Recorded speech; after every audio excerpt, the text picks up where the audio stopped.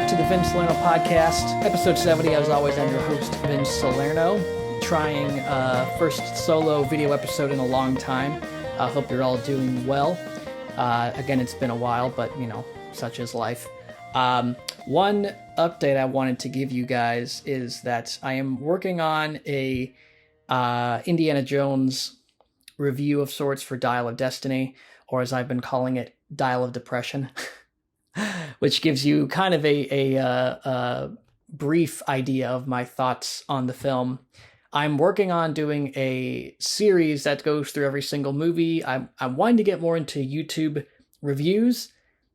It's been tough because every time I write a script for a video, it's like longer than 10 minutes, and I can't fit everything into less than 10 minutes. Maybe that's just me being dumb and I need to just commit to doing the episode regardless of how long it is. But I really want these to be shorter and more digestible than the podcast episodes, which are meant to be longer. That's the main reason why I'm doing podcasting, to get my general thoughts on things and the culture so that I can do more specific, more streamlined videos that are on specific topics such as Indiana Jones. So I'm working on getting those out soon. I'm working with a writer who's helping me craft those. So we'll hopefully have some YouTube reviews out soon, and we'll go through every Indiana Jones film up to Dial of Destiny or Dial of Depression.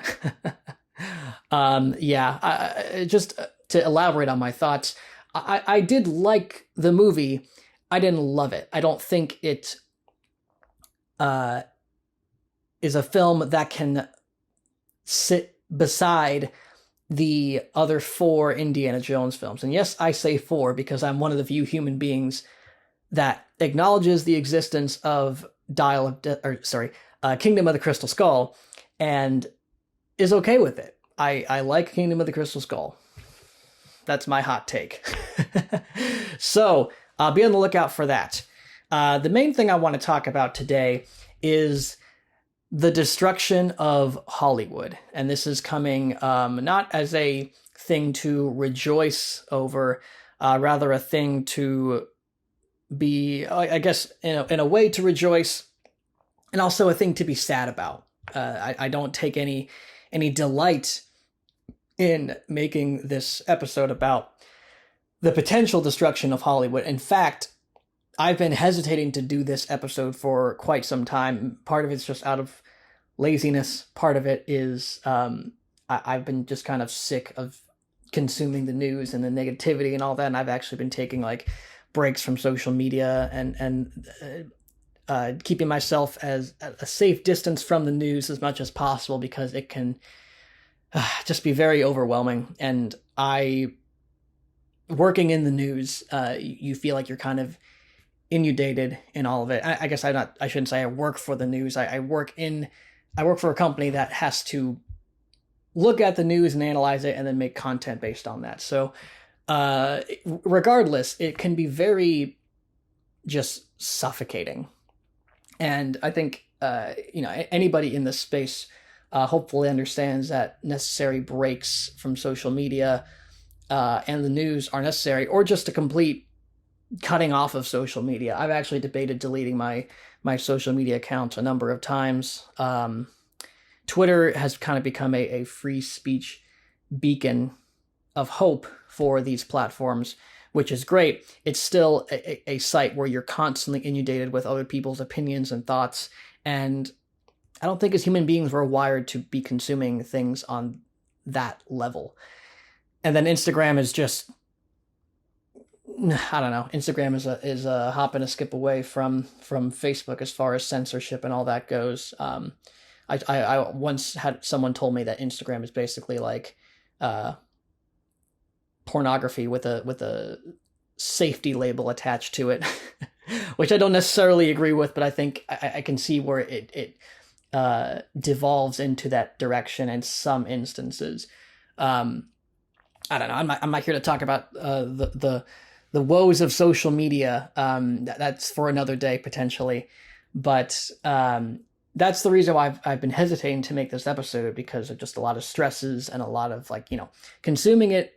The news is hard enough, and then having to in a way, consume it again by talking about it when you're in it can be a little overwhelming. So my advice, lots of breaks and everything in moderation. You know, in the past couple of weeks, I've learned to actually just limit my social media intake. I've maybe checked Instagram like 3 times in this whole week, and Twitter maybe less than that. Unless I have an intention to go on there and post something or engage with somebody, then I just stay off of it, because it can also be a time consumer. It can take away time. It can take away time from doing practical and important things, and living out your dreams and chasing things that are important to you, such as just doing this podcast. So, anyways, I'm here, I'm doing this, so let's just get into it. The destruction of Hollywood. So it's kind of reached, I've been talking about Hollywood kind of self-destructing for a long time, and I think it's kind of reached a boiling point right now, with so many things intersecting. Wokeness in films and television is still alive and well. Disney, the gold standard of Hollywood, is dying this slow, painful death that seems to be brought upon their own making, that they can't escape no matter how hard they try. And then just the lecturing and the talking down to the audience, and now the strikes, which have again just halted everything. Like no movies are being made, no one's signing deals, no one's acting. The very few that are not associated with these guilds, specifically that of Writers Guild of America and SAG-AFTRA. So, I mean, how did we get here? What led to the strikes? What led to this destructive moment in Hollywood's history, in the film industry's history? And it can be really traced back to, I'm not an expert, but some people could trace it back way back. I think this really started in 2015, when we thought we were in good hands with the resurrection of the Star Wars series in the form of Episode 7, The Force Awakens. Kathleen Kennedy was appointed president, handpicked by George Lucas. We thought, hey, we're in good hands. And this was way before I even had any thoughts or conceived the idea of the culture war. And all of a sudden, things started to ramp up with the inclusion of Rey, a character who is not offensive in her own right. I don't find Rey to be as offensive as a lot of people do. I think as we got further along into the movie, she became a more poorly written character, as the writers tried to compensate for doing something different and also doing something that would appease the fans, as opposed to just from the get-go having a plan and sticking to it. Rey represented what a lot of people will say the Kathleen Kennedy insert. A lot of these Lucasfilm productions, allegedly, these are rumors, I'm not necessarily saying whether I subscribe to them or not. A lot of these Lucasfilm productions, since Kathleen Kennedy has taken over, have had the so-called KK insert. Rey being that of the sequel trilogy. She's too good at everything. She is better than Luke Skywalker. She's better than any Jedi that's ever existed. She has a unsurmountable amount of power because she's the granddaughter of Palpatine, which was the lazy way to get the Emperor back as the main villain and end the Skywalker saga. She was just painted to be this perfect version of what a Jedi should be, and a one-upping of Luke Skywalker, while at the same time being in a film that belittles Luke Skywalker and makes him out to be a washed-up loser who doesn't want to teach anybody the Force, and Rey has to go at it on her own and still manages to be the greatest Jedi ever. And when she's had little to no training, she had training from Princess Leia, who was barely a Jedi, barely had any training herself, as established in The Rise of Skywalker. So it became this embarrassing attempt to justify this character's existence while also making her this overpowered girl boss that again, a alleged Kathleen Kennedy insert. And you saw this potentially in Rogue One, which I think is one of the less offensive Disney Lucasfilm productions, where Jyn Erso just kind of was this badass rogue spy-like character who really does nothing wrong and doesn't really learn anything except that her dad wasn't a loser who betrayed the rebel cause or whatever. And then you had Emilia Clarke's character, who I can barely remember from Solo, kind of being the same thing in that she was a better version of Han Solo, and she was smarter than him and bested him and everything, and eventually just deceived him and left him in the dust. And then I think the most obvious and most offensive of all of these was, and again, this is giving you guys an idea of what I think of Indiana Jones and the Dial of Destiny, Helena Shaw, one of the most nauseating and annoying, horrible examples of how wokeness and feminism has destroyed Hollywood. If only we had seen Dial of Destiny while Helen Roy was on the show, so we could add her to the lump of feminine atrocities that have been committed in Hollywood. Now, I don't necessarily have anything against Phoebe Waller-Bridge. She seems like a decent actress, but she was poorly miscast in this role. She kind of represents the pinnacle of all that is wrong with feminism in Hollywood, or at least Kathleen Kennedy. She's better at everything Indiana Jones does, yet she is not classified as one specific thing. They want her to be an archaeologist. They want her to be a nerd. They want her to be a rogue femme fatale. They want her to be so many things, but they never decide on one, so they just make her everything. And it just makes her this indescribable mass of girl bossness that, like, you can be everything. You can be anything. It's just a weird character and a bizarre ideology that has intersected Hollywood. But that was kind of the jumping off point, kind of gone off on track there. But that's kind of Lucasfilm's involvement and Disney's involvement in doubling down on that. And of course, they had to have known that Dial of Destiny was going to be a dud, because just Helena Shaw alone in that film is just unwatchable. If you took her out of that movie and replaced her with a better character, you maybe have a movie that is above average and maybe better than Crystal Skull. But we didn't get that. And then everything kind of fell into place following Disney's turn into wokeness, and all these other studios such as Warner Brothers really took that to heart and started producing content and butchering their franchises to be these monuments of wokeness, so to speak. So that is to say, wokeness is one of the big problems, despite Hollywood's unwillingness to address it, that got us to this problem. That on top of the actors and writers who would come out and say to the audience that rejects their work, criticizes their work, labels them as sexist, racist, istophobes, bigots, you name it. Most notably with Ghostbusters 2016. I remember Ghostbusters 2016 very vividly. I think I was actually I was very naive to the culture war, and as a fan, I used to be just a mindless fanboy, mind you. Like, I consumed and liked everything, and then it took a long time for me to take a step back and realize, like, the stuff Hollywood was producing was not good. So I don't want to say, I'm not saying I was a leftist or anything like that, but I'm saying that I usually gave things the benefit of the doubt, whereas now that side of me is gone, basically. But I remember Ghostbusters 2016 coming out, the first trailer, and I thought, it looks fun, I'll give it a chance. But I kept seeing this dialogue about how, the women in the film are going to ruin the franchise, ruin our chances of getting what fans really wanted, which was Ghostbusters 3.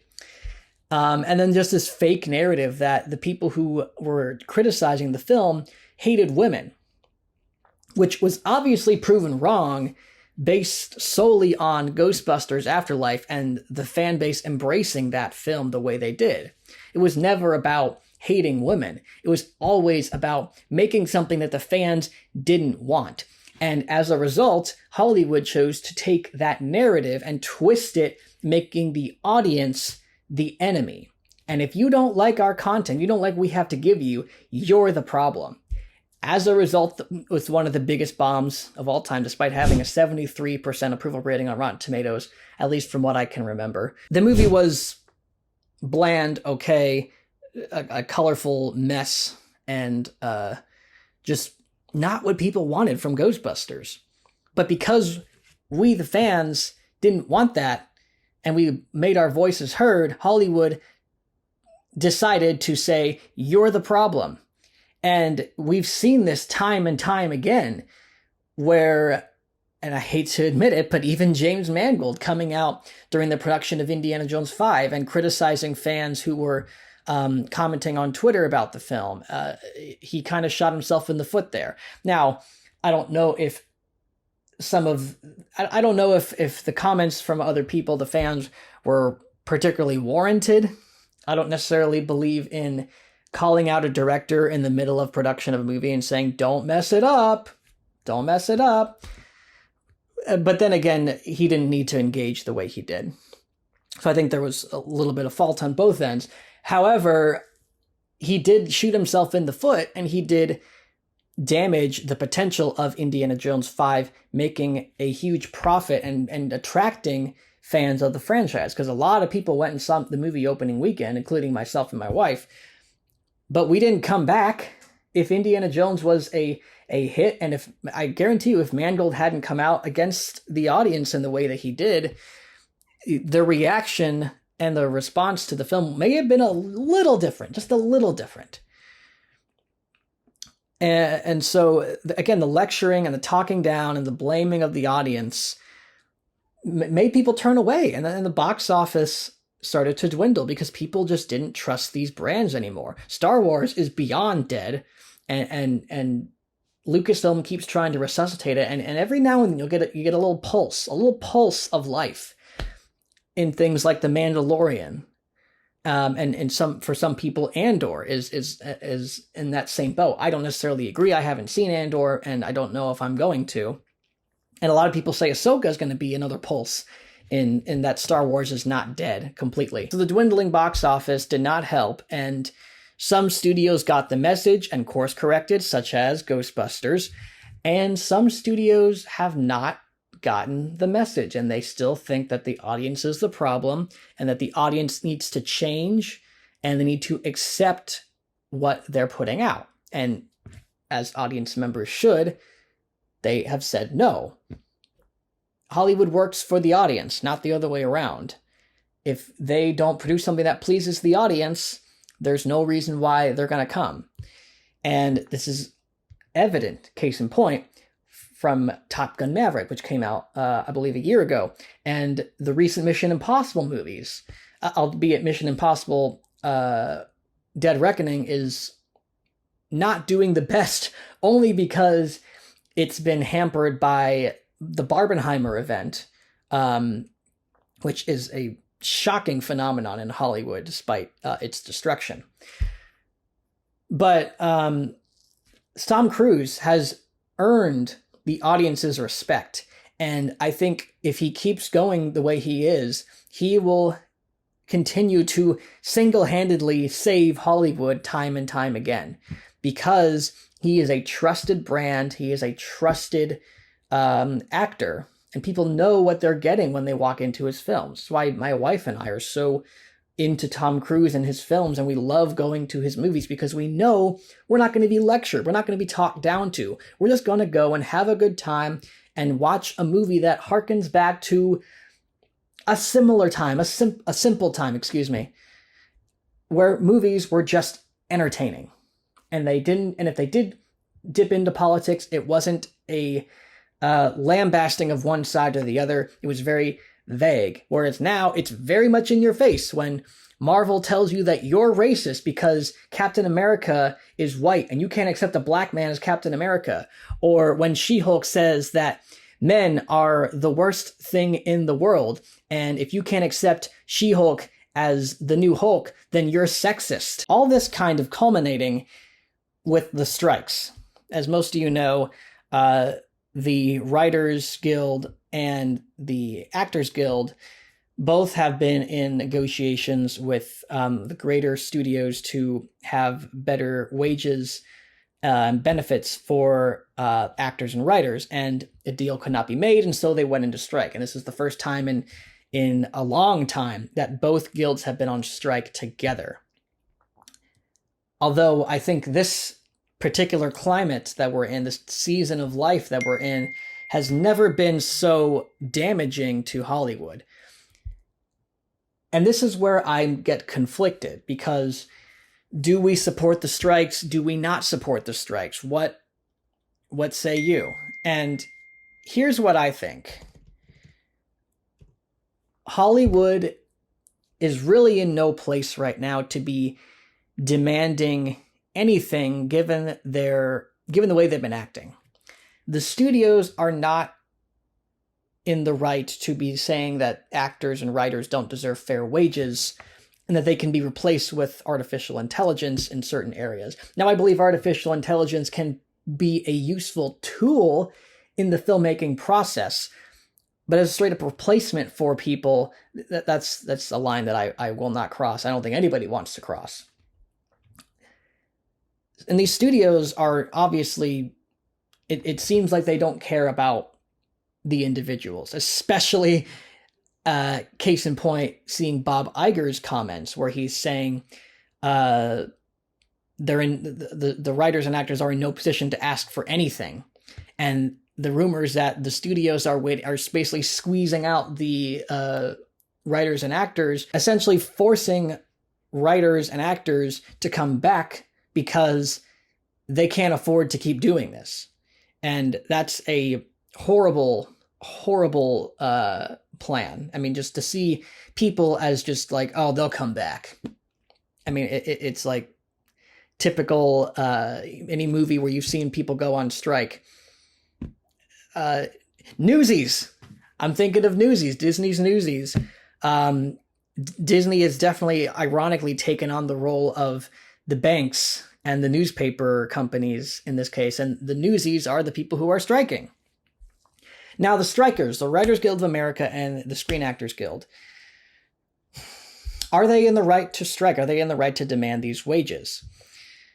Well, yes, because they're human beings, and every human being is inherently deserving of the right to be able to take care of themselves, provide for their families.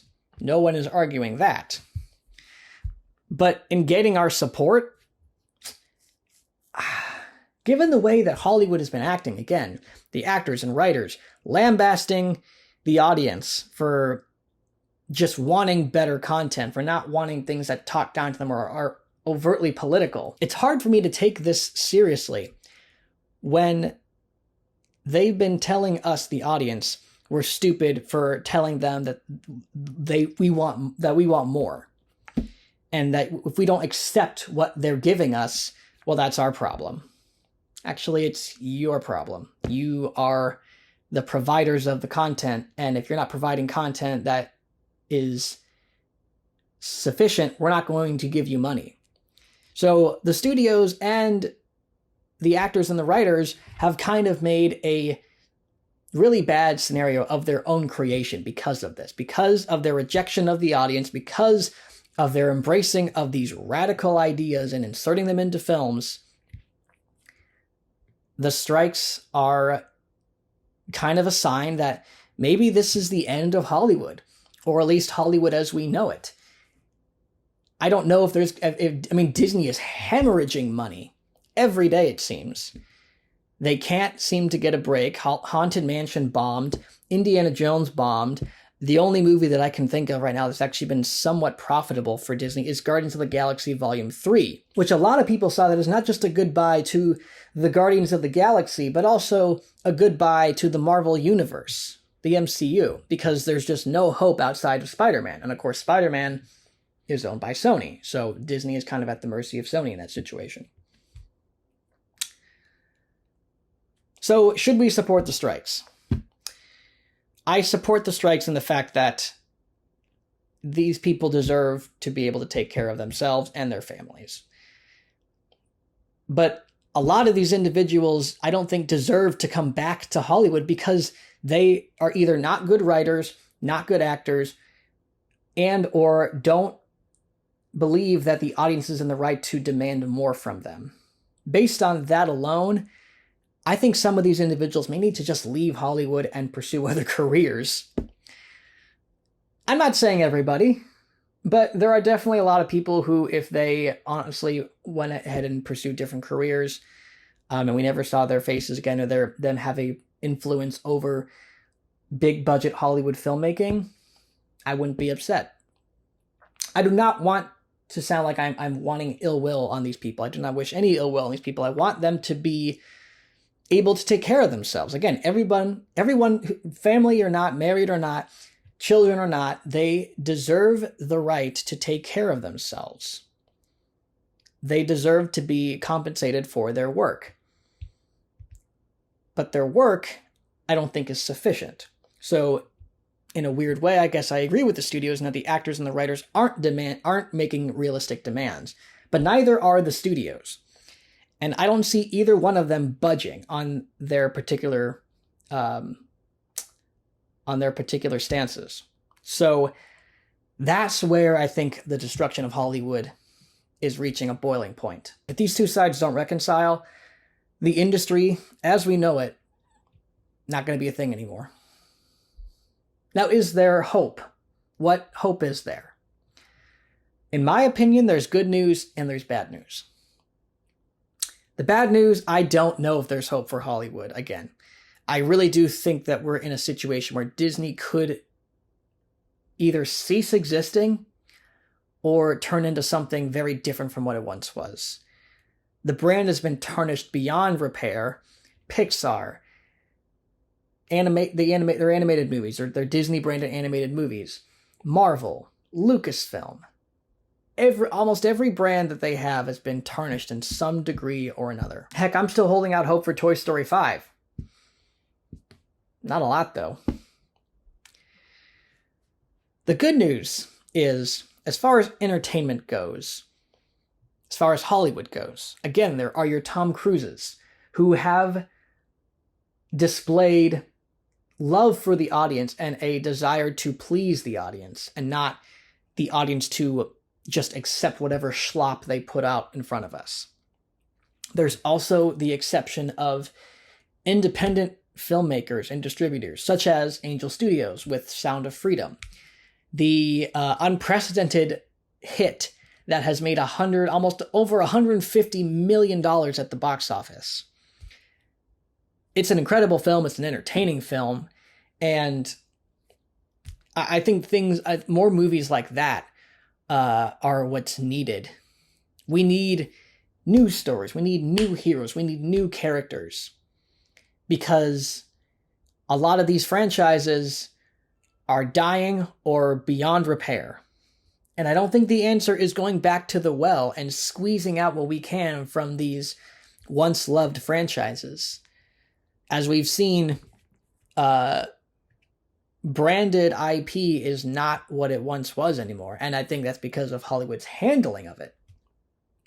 So if Hollywood were to sell these brands off to other companies and they were to treat it with a different level of respect, we could see that potentially happening, but I don't know.